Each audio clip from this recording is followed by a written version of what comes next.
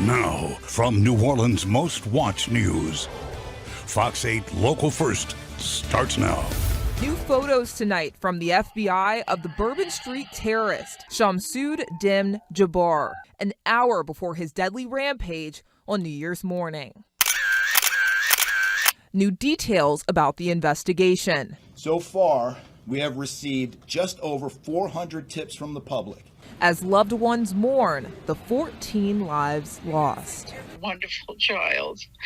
My life will never, ever be the same. And dozens recover in the hospitals as a memorial grows on Bourbon Street to honor the victims of this violent act. We will never forget them.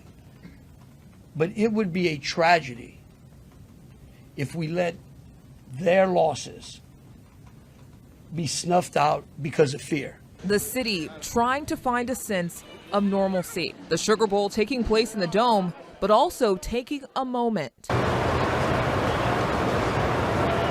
to honor and remember the victims.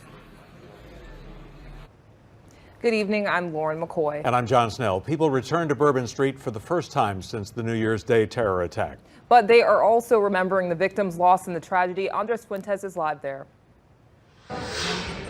John, Lauren, look, it's really awkward out here. Mixed feelings, eerie, all those adjectives have been described as to the people here and how they're feeling this evening. Bourbon Street has been open for regular public traffic since around 2:30, so now almost 7 hours now. No cars are allowed up and down Bourbon, but we've been seeing those pedestrians come on by and really see the state of Bourbon Street after those horrific attack that really has left its mark here in the city of New Orleans. But I do want to pay attention to the memorial, the growing memorial there on Bourbon and Canal. We've seen several crosses erected, flowers being left, candles being left, even people etching some of the names of the 14 people who died and trying to leave flowers for the 37 people that have been injured. But it's not just there on Canal and Bourbon, but just all across Bourbon, leading across where this truck rampaged through and doing so much damage to this tight-knit community.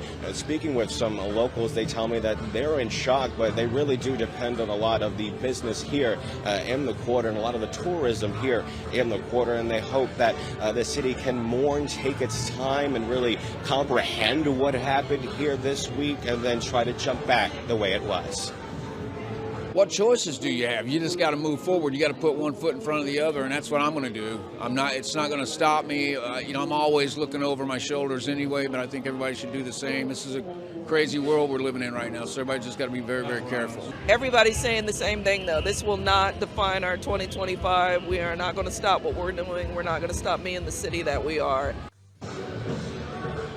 And there has been a number of law enforcement presence here, not only on Bourbon Street, but across downtown New Orleans. We're seeing a lot of state, regional, and especially federal officers doing their patrols up and down Bourbon Street, manning barricades across the French Quarter into downtown New Orleans and making sure that people have that sense of protection and safety after the horrific terrorism acts that happened this week. Now, I do want to mention those barricades. Several of those streets going in and out of the French Quarter and in and out of the CBD are blocked right now, but we will keep you updated on when the city might lift some of those restrictions, hopefully tomorrow, if not sometime going into the weekend. But for now, reporting live here on Bourbon Street, Andres Fuentes, Fox 8 Local First. All right, thank you, Andres. We now know the identities of 9 people killed in yesterday's attack. The company Odyssey, they confirmed Billy DeMeo of New York died. The other victims include 18-year-old Nakira Dedeaux from Mississippi, 37-year-old Reggie Hunter from Baton Rouge, and 28-year-old Tiger Besh of Lafayette, Kareem Badawi, a recent graduate of Episcopal High School in Baton Rouge, and former Shaw High School student Hubert Gautreaux, and Drew Dauphin, a graduate of Auburn University, Matthew Tenedorio, a Pearl River Central High School graduate, and Nicole Perez, a 27-year-old single mother of a 5-year-old. Notre Dame and Georgia fans paid their respects to the 14 people killed in the Bourbon Street attack with a moment of silence during the Sugar Bowl.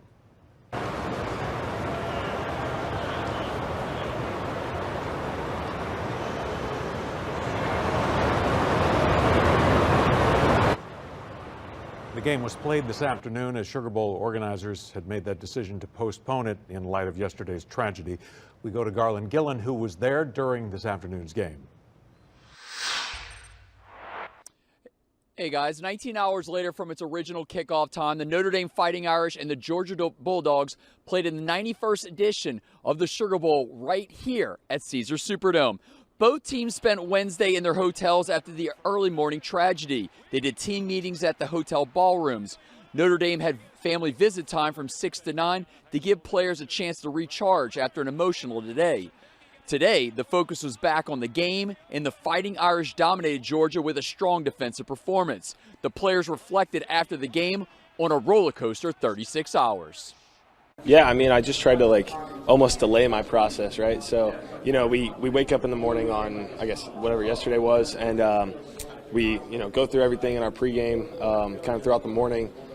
Some rumors get out of, hey, this thing might be postponed, and, people are, confused about it a little bit.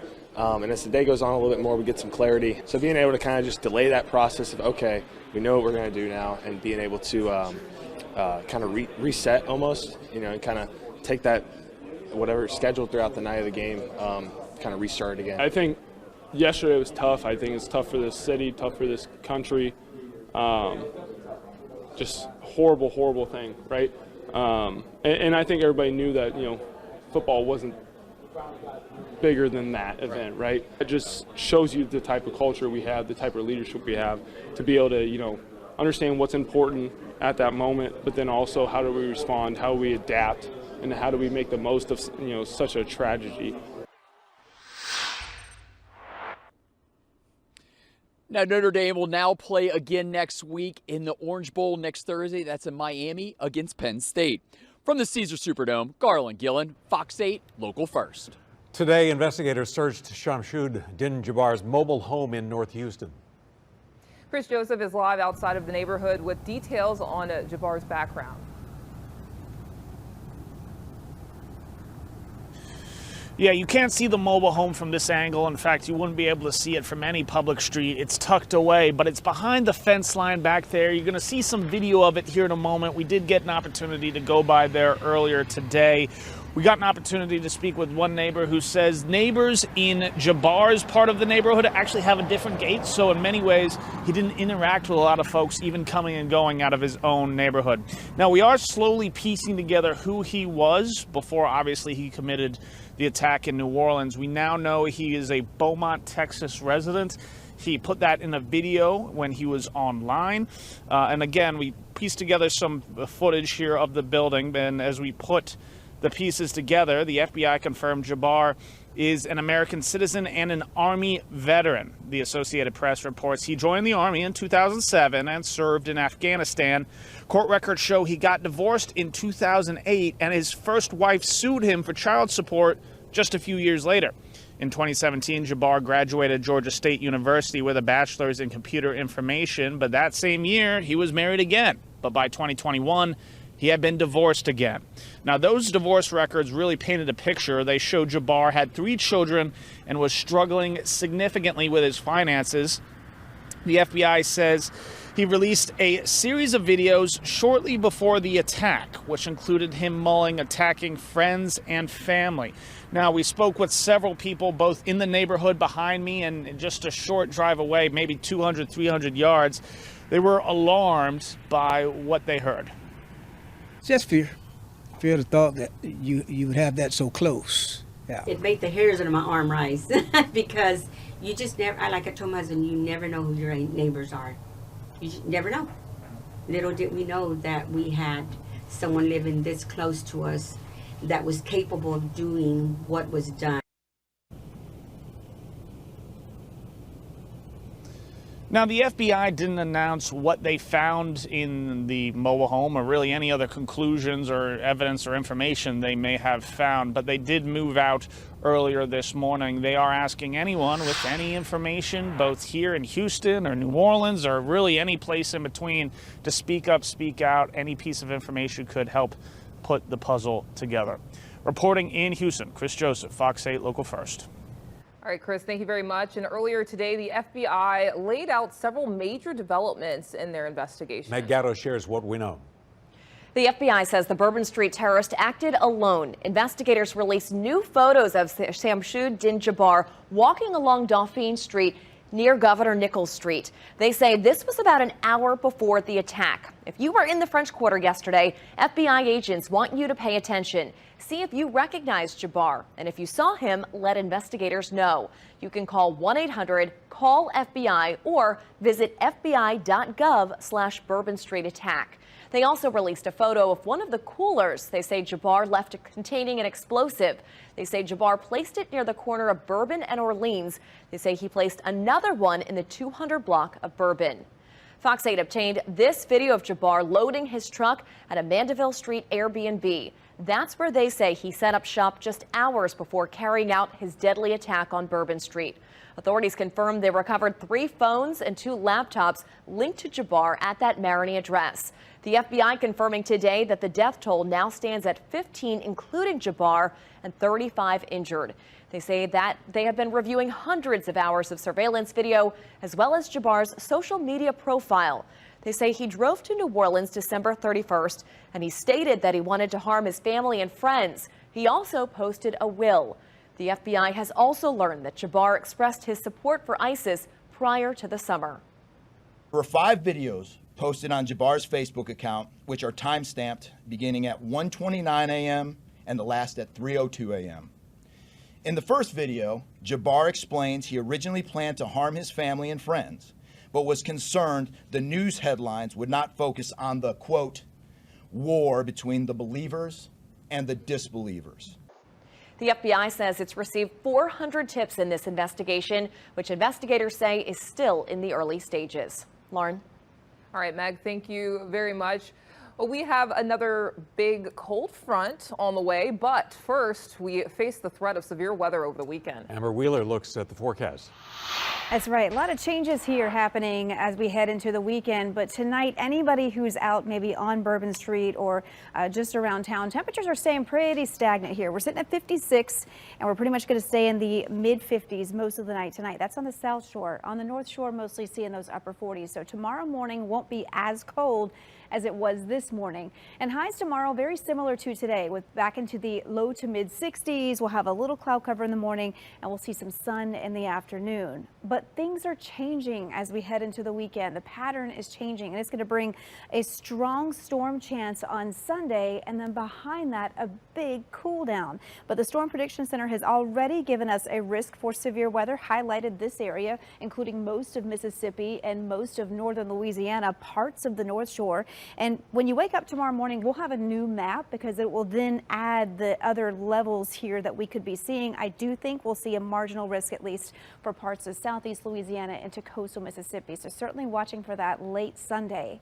And then the big cool down comes. We're talking Arctic cold that falls deep into the south, and that gives us a freeze threat, possibly a pipe freezing cold for parts of the North Shore.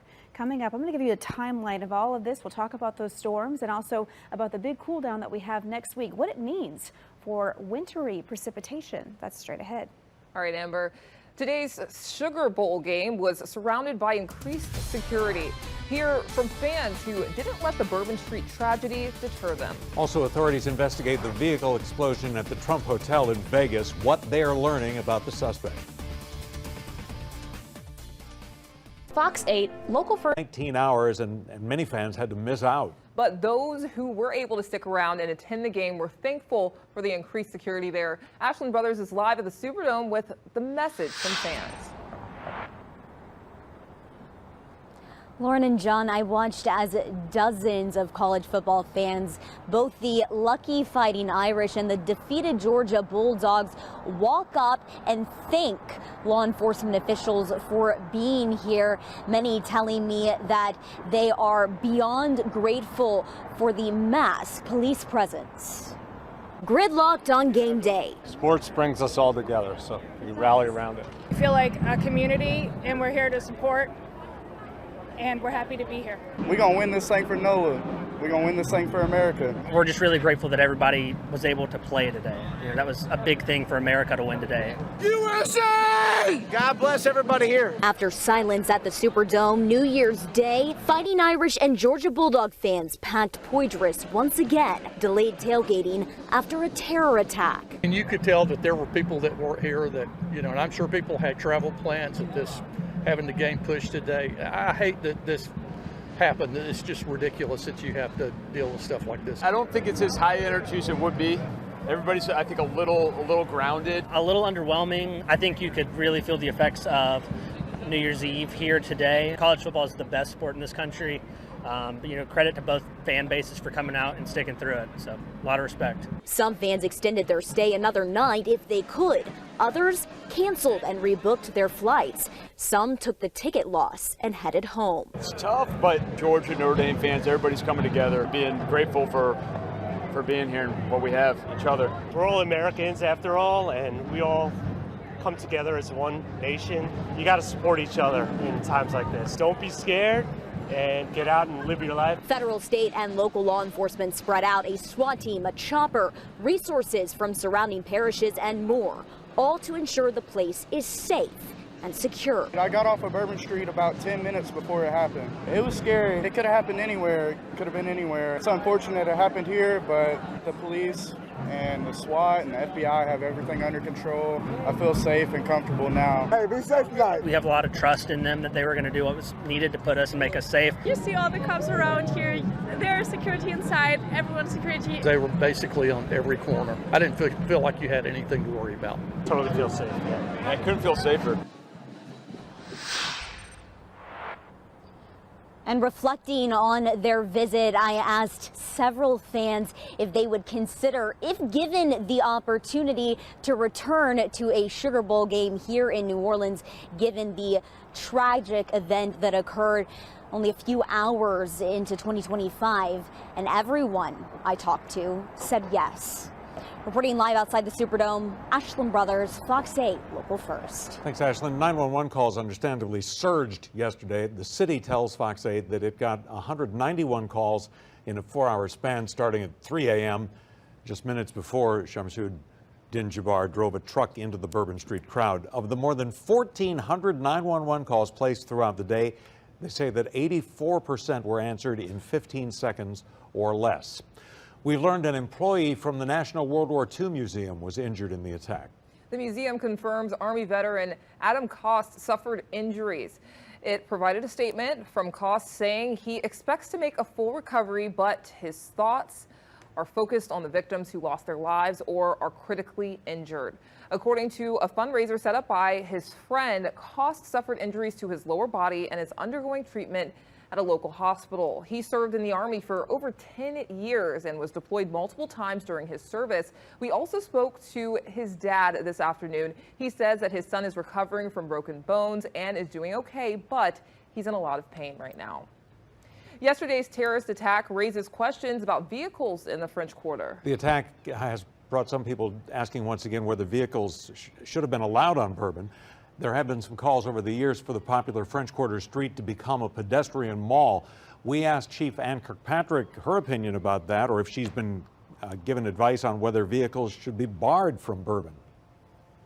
That has not been a part of a conversation I've been in, and that will be a city council decision, not a police chief's decision. We should mention many businesses on Bourbon have opposed that effort in the past, but it's being talked about again. Kirkpatrick adds that New Orleans is resilient and will overcome the deadly attack. She says visitors should be confident in all of the security on the streets of the quarter and downtown. Hours before Bourbon Street reopened, crews swept through to clean and wash the streets. Fox 8 got an exclusive look throughout the French Quarter as Governor Jeff Landry and authorities toured that area.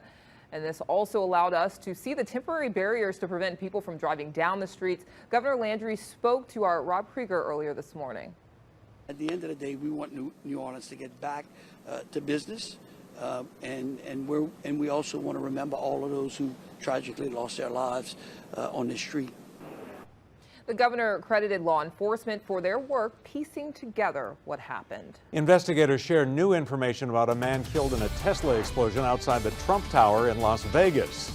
what authorities found during their search of the vehicle. And Wednesday's terrorist attack is the latest incident involving a vehicle being used to attack large crowds. Experts shared their concern about more of these attacks in the future. No definitive link between the attack on Bourbon Street and the explosion of a Tesla truck in Las Vegas. Connor Hansen brings us new details about the suspect who blew up a truck outside the Trump Hotel.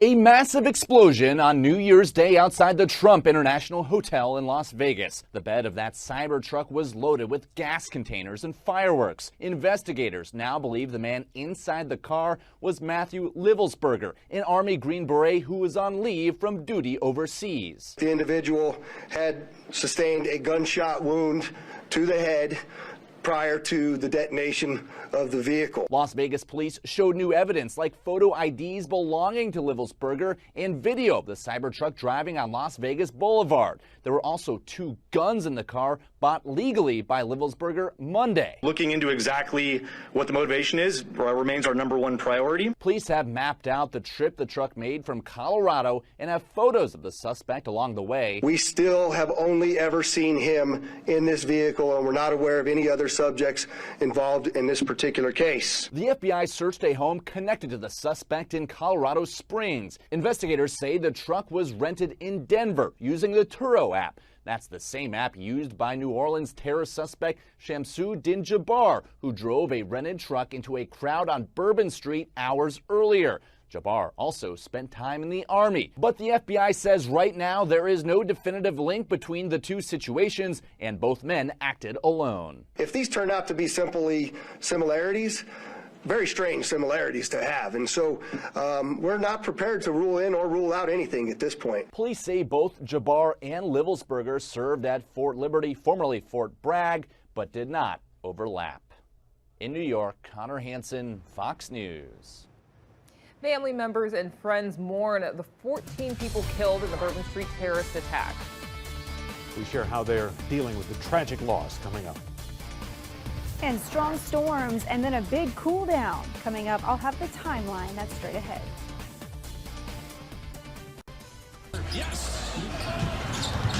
Friday at Bourbon Street honoring the 14 people who died and the dozens injured in yesterday's terror attack. Andres Fuentes is live with how Bourbon Street looks after reopening this afternoon. Andres.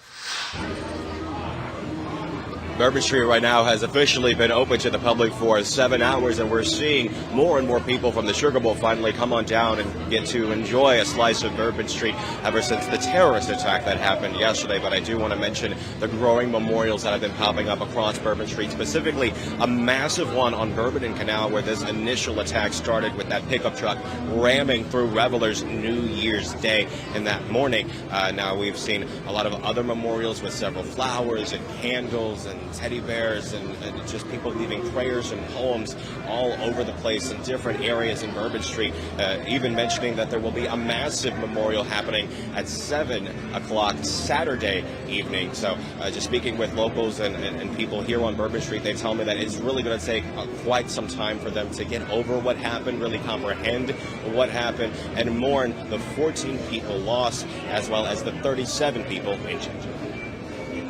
You still feel some kind of way, still shocked about what happened in this city, the city where you come to just enjoy yourself and have a good time, good vibes. New Orleans will always come back from tragedy, even our first terrorist attack, but it's always time to mourn and acknowledge the lost ones, and then we're gonna come back and build. And as far as police present here on Bourbon Street, we have been seeing increasing amounts of police patrolling up and down Bourbon, but all across downtown New Orleans, whether that be NOPD, state police, but also Homeland Security and other agencies as well here in town, just to make sure that today is safe and sound and the remainder of the weekend safe and sound for people in town and for people that live here in the city. Now, there are a number of different blockades and restrictions going in and out of downtown New Orleans.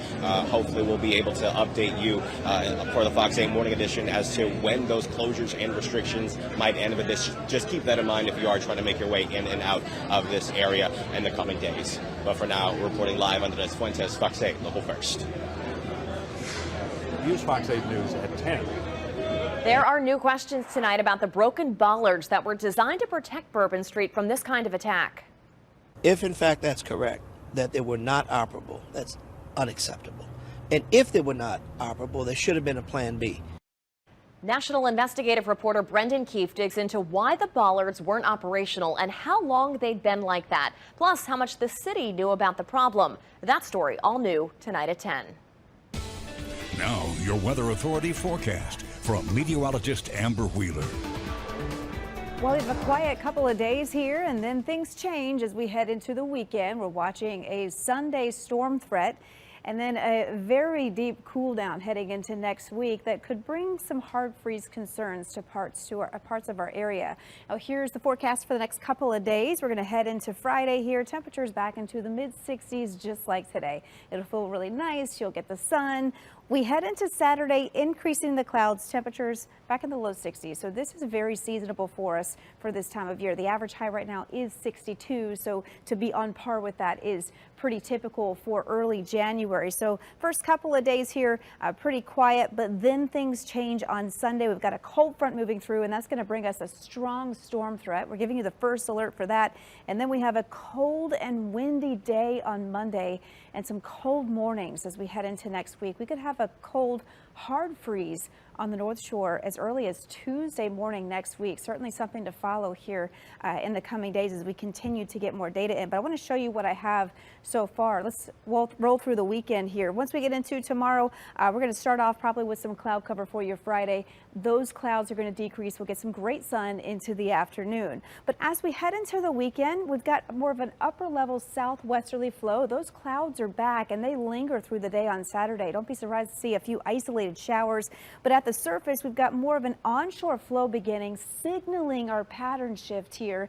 And that's going to really surge our temperatures as we head into Sunday. We'll start seeing the rain and storm chances on early Sunday morning. And that's ahead of a cold front moving through. This will be a pretty potent cold front that will bring severe weather, especially to our north, but could bring severe weather to us here in southeast Louisiana. We've got a slight risk for severe weather right now from the Storm Prediction Center.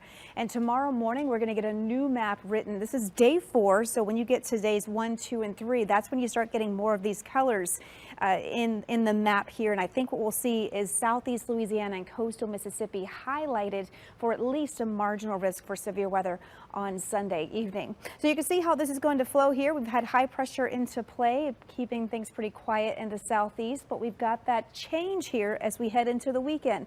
There's that onshore flow. Temperatures on Sunday are going to soar to the mid-70s out ahead of that cold front.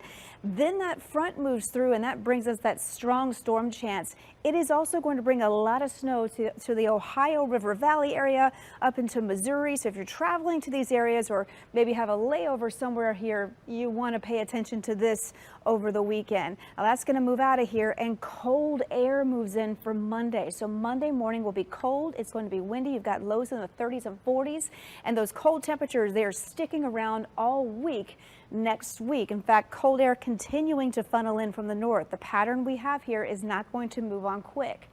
But something else I'm watching is the possibility of a Gulf low to form at some point by midweek and then maybe move towards us on Thursday, Friday or so. But notice if we can get enough of this cold, frigid air to make its way to the south, we could be seeing a bit of a wintry mix. This is the setup you would need to see snow here in southeast Louisiana. Is there a lot of agreement among the models here? Not really at this point. And I want to show you just the rule of thumb when it comes to winter forecasting. When you're 7 to 10 days out, and we're 7 days out right now, you're looking for pattern recognition. That's what I'm seeing. The pattern is there, so it's possible. But when you start finding trends that are a little more coming into alignment here, that's going to be usually day 5 and 7. Then you start looking at the timing as you get closer, and then you get those fine-tuned details 1 to 3 days out. We're not past this stage yet, so it's possible. The pattern is there. But what I can tell you is that heading into that, heading really before that system could move through, we've got some pretty cold temperatures on the North Shore. So we'll want to pay attention to how cold we get once we get closer. If we can get enough of this cold air to move in, we've got potentially some mid-20s, which would give us a hard freeze as early as Tuesday morning next week and potentially a few mornings into next week. So here's your forecast for the next 7 days. There's that big cool down heading into next week. 40s for daytime highs. And again, as we get closer and we can watch the pattern and really watch the alignment of the models, if they can agree, we'll have more confidence in the potential for a wintry mix next week. But it is something to watch. We're almost due. We're due for, we haven't seen snow in a while. I'd have to go back and look at my notes here, but and we're due you for say it. wintry mix. A wintry mix could be freezing rain, it could be sleet, Okay. and that's going to be the fine-tuned details that you wouldn't know until you got closer. But we don't even know if we've got the frozen stuff coming yet. A little snow is nice. Freezing rain is not fun. That would be great. All right, thanks so much, Amber, for that. All right, we have more to come on the situation about what happened on Bourbon Street, as more than a dozen families are dealing with the tragic loss of loved ones following the attack, some of them sharing how they are remembering the victims. And people lined up to help those left injured in the Bourbon Street attack. Get a look inside of today's flood drive. This is our call to inaction. We know the identities now of 9 people killed in yesterday's attacks. We did run through this list a bit earlier, but we think it's important to remember the victims here. The company Odyssey confirmed Billy DeMeo of New York died.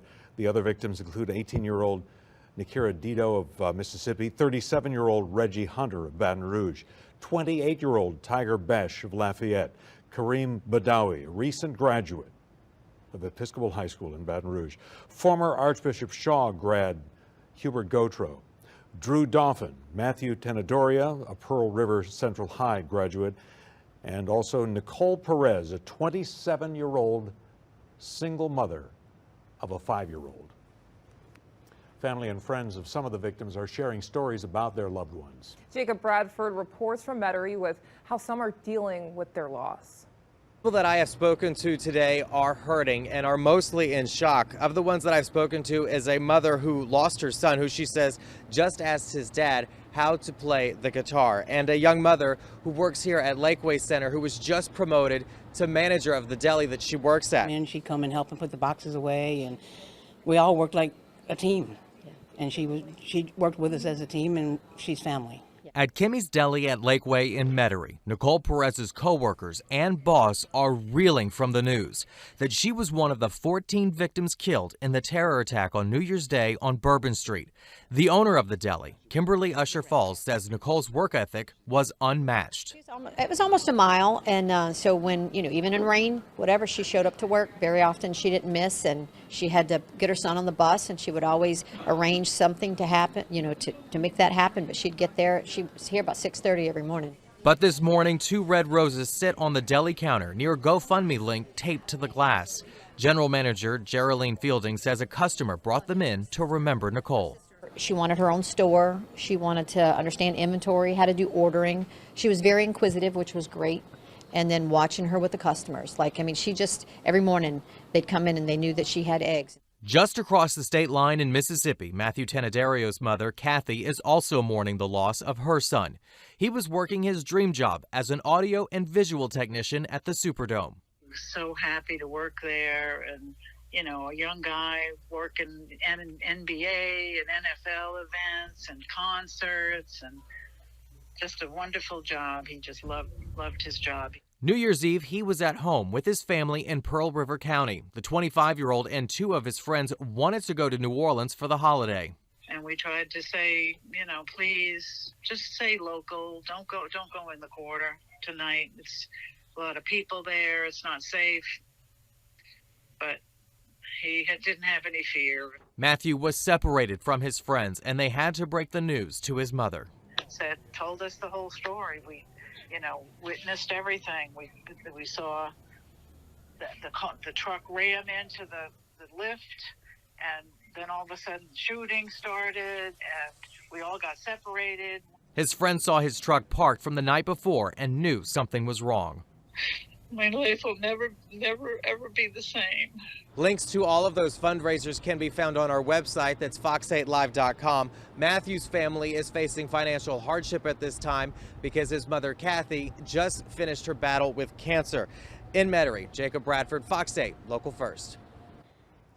The Superdome's management company, ASM Global, the Saints and Pelicans released statements about Matthew's passing, saying they are heartbroken and that he was a dedicated member of their team who had a bright future ahead of him. Around the world, there's been an increase in attacks on large crowds using vehicles. Authorities explain why they've struggled to prevent them coming up.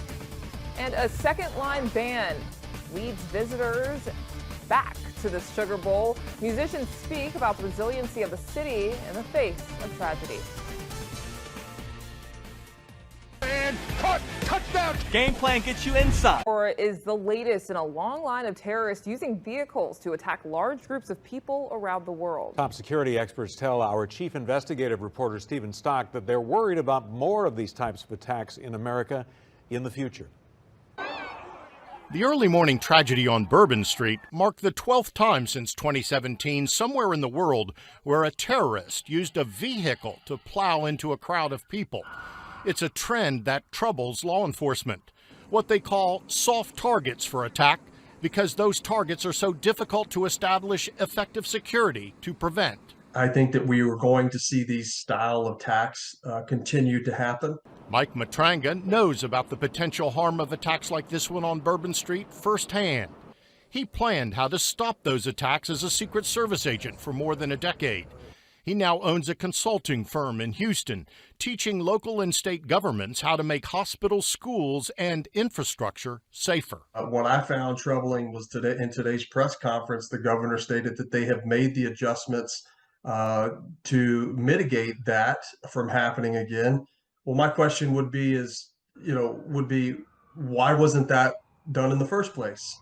Matranga admits that in cases of lone wolf attacks like this, there's little that law enforcement can do to totally prevent them.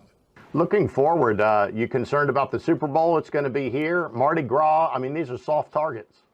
I am concerned. I do believe that this event will exacerbate the security needs. I do believe that there will be an influx of law enforcement officers, National Guard troops. I believe that they will be making the proper adjustments regarding what's an appropriate blocking vehicle, what's not an appropriate blocking vehicle, and they will be looking at it from multiple different angles.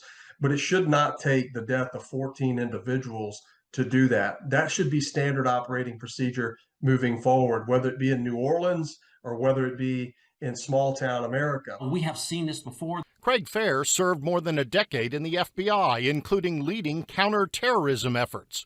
He's now senior security consultant at Mission Centered Solutions in Colorado. Do attacks like this worry you that we could see more soft targets targeted?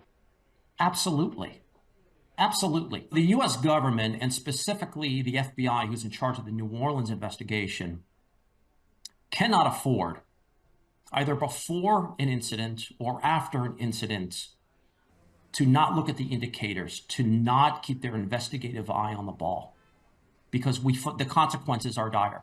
The FBI says the suspect, Samsudeen Jabbar, was a former U.S. soldier who had been radicalized and was a follower of ISIS. Fair says Jabbar's decision to use a truck to inflict damage is not unusual. Fair says ISIS has openly encouraged followers to use so-called weaponry at hand, including vehicles, to cause harm. We will continue to see less sophisticated forms of attack like this is probable, and that is based on recent history. That was Stephen Stock reporting. Both experts expect higher levels of security at big events. They say more vigilance is needed in other cities around the country before something like Bourbon Street happens again. Long lines as people offer their help for those injured in the Bourbon Street attack. We speak to those who answered the city's call for blood donors.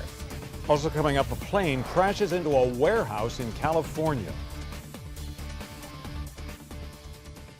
Leon Times-Picayune and Advocate newspapers. The area answered the call to donate blood to help the victims. The Blood Center partnered with New Orleans EMS. Several locations are open until 7 this evening. And that includes Metairie, the West Bank, and Mandeville. The Blood Center says that it expects at least 300 donors. Videos and stuff that you can find on the internet, it's really scary. And knowing that the community is coming together and helping out, is kind of inspirational. So we need blood all the time, because it does go out all the time. The hospitals need it, and of course we've had this tragedy happen yesterday, and there's going to be a lot of blood going out for it.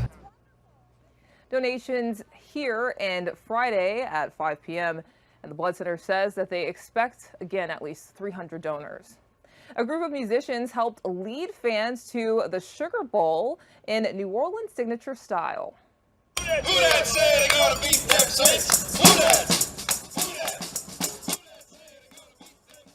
The Refried Confusion Jazz Band marched from Gravier Street to the Superdome, and this was this afternoon, giving Sugar Bowl fans a taste of New Orleans culture. So the band was supposed to lead Notre Dame fans to the Dome on New Year's Day, and obviously that game got postponed after a Bourbon Street attack, after that attack that we've been covering. And one of the musicians, Paul Bell, says that it was a second line to honor the victims and recognize the city's resiliency. What's wrong with people? What's wrong with people? Who would do such a stupid thing? For what? For nothing. I don't get it. I don't get it. I'm besides myself. But anyway, we're not going to let them change us. We're going to still go on. And you have to persevere, right? That's what the country's about. And I tell the kids that all the time, that got to move forward, reflect on the past, but move forward. Fans finally got the chance to see teams in the college football quarterfinals. So the Fighting Irish defeated the Bulldogs 23-10. Bourbon Street reopens less than 48 hours after Wednesday's deadly terrorist attack. Coming up at 10, we look at how visitors are honoring the 14 people who were killed. As the French Quarter opened back up after yesterday's attack, a fire broke out at an apartment there. We have details coming up. In the French Quarter, investigators say it happened in the 1200 block of Charter Street just after 2 o'clock. It took about an hour to put the fire out, but no injuries were reported. The New Orleans Fire Department is still trying to figure out what started this fire. House Speaker Mike Johnson's fight to hold on to the gavel comes front and center tomorrow. That's when the House of Representatives will vote on whether he will keep that top position. Johnson can't lose more than one GOP tally if every lawmaker in the House shows up and votes. Roughly a dozen Republicans claim to be undecided at this time. A voluntary recall on broccoli tonight that impacts 20 states, including in Louisiana. This has to deal with listeria contamination concerns. It affects 12-ounce bags of market broccoli florets. They have a use-by date of December 10th of 2024. A small plane crashes into a building in California, sparking a 4-alarm fire there, and the crash was reported just before 5 p.m. Pacific time in Fullerton, and that's just north of Anaheim. A plume of thick black smoke could be seen for miles. The number of injuries have not been confirmed. Lots more ahead from Meg Gatto and John Snell. Thanks, Lauren. Loved ones share their memories and heartache after a New Orleans terror attack kills 14 people. My life will never, ever be the same. Coming up, we take a look at the victims and the lives they left behind. And we bring you live to the site of the tragedy as people slowly return to one of the city's busiest areas. Plus, images provide information about the suspect's final hours and his plans for a larger, more destructive attack. Your Louisiana Lottery Show is coming up next, then stick around for Fox 8 News at 10.